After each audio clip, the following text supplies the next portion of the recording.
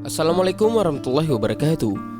Halo sahabat, kembali lagi di Senja Islami. Pada kesempatan kali ini saya akan mengisahkan sebuah kisah yang sangatlah menarik. Dikisahkan ada seorang laki-laki yang ingin menjual kain untuk keperluan makan keluarganya. Lelaki itu pun keluar dari rumahnya dengan membawa kain untuk dijual dengan harga 1 dirham. Setelah mendapatkan uang dari hasil penjualan kainnya tersebut, lelaki itu pun ingin memanfaatkan uangnya untuk membeli tepung roti. Namun, dalam perjalanan membeli roti, ia bertemu dengan 2 orang yang sedang bertengkar, di mana masing-masing dari 2 orang tersebut telah memegang kepala lawannya. Melihat kejadian tersebut, si lelaki pun bertanya, "Apa yang terjadi?"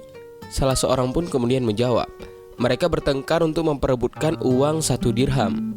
Mendengar jawaban tersebut, si lelaki kemudian memberikan uang 1 dirham hasil penjualan kain kepada salah seorang yang bertengkar tersebut.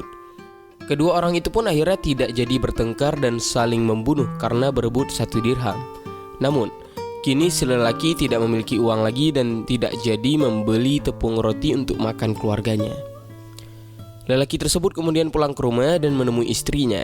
Kepada sang istri, ia menceritakan apa yang baru saja terjadi, sebagaimana dijelaskan oleh At-Tanuhi dalam Al-Faraj Ba'da Shiddah. Istri lelaki tersebut kemudian mengumpulkan barang-barang yang bisa dijual. Setelah terkumpul, lelaki itu kembali ke pasar untuk menjual barang-barang yang telah dikumpulkan oleh istrinya. Namun barang-barang yang dibawanya tersebut sudah tampak kusam.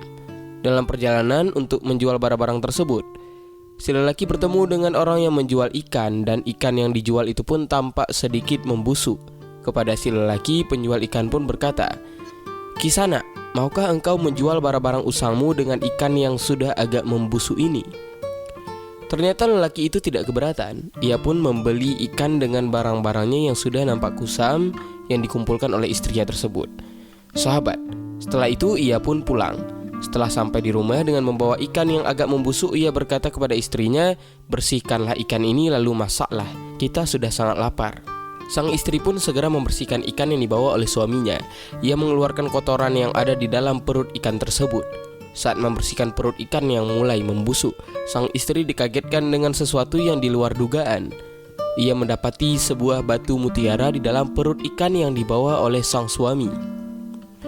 Sang istri pun segera menemui suaminya seraya berkata, "Suamiku, aku mendapati sebuah benda kecil dari dalam perut ikan. Besarnya lebih kecil daripada telur ayam. Bentuknya seperti telur merpati. Di manakah benda itu? Biar aku lihat," tanya suaminya dengan penuh penasaran. Sang istri kemudian memperlihatkan benda tersebut dan sang suami pun memeriksa benda yang diberikan istrinya.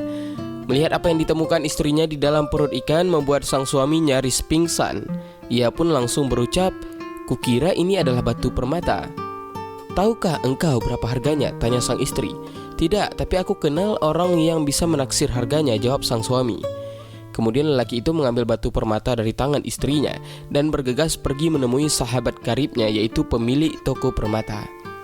Setelah mengucapkan salam, ia pun duduk di samping sahabatnya lalu menceritakan kisah batu permata seraya berkata, "Sahabatku, tolong taksir berapa harganya." Sahabatnya kemudian mengamati batu permata itu dengan teliti lalu ia berkata, "Aku mau membelinya sekitar 40.000 dirham. Jika kamu mau, aku akan berikan uang itu sekarang. Tetapi jika kamu ingin harga lebih, kamu bisa menjualnya kepada si fulan. Ia bisa memberikan harga yang lebih baik." Lelaki itu kemudian pergi untuk menemui pedagang permata yang direkomendasikan oleh sahabatnya tersebut. Sesampainya di tempat yang dituju, pedagang langsung mengamati batu permata tersebut. Ia pun kagum melihat benda yang ada di hadapannya seraya berkata, "Akan kutaksir dan kubeli harganya 80.000 dirham. Namun jika ingin harga lebih, maka engkau bisa menemui pedagang permata si fulan. Kukira harga yang ditawarkannya mungkin lebih baik daripada aku." Lelaki itu pun kembali membawa batu permata tersebut kepada pedagang permata yang lainnya. Sesampainya di tempat yang direkomendasikan, si pedagang mengatakan bahwa batu tersebut akan dibeli dan ditaksir dengan harga 120.000 dirham.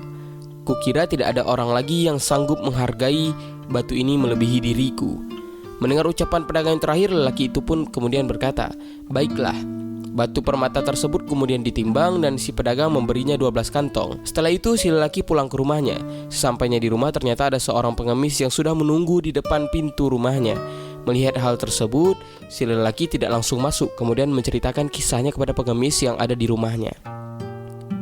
Setelah bercerita, lelaki itu pun mengajak pengemis tersebut masuk ke dalam rumah dan meminta si pengemis untuk mengambil separuh dari hasil uang menjual batu permata. Si pengemis kemudian mengambil 6 kantong uang tersebut, kemudian pergi dari rumah lelaki tersebut. Namun belum jauh melangkahkan kaki untuk meninggalkan rumah lelaki yang dermawan tersebut, pengemis kembali lagi ke rumah tersebut.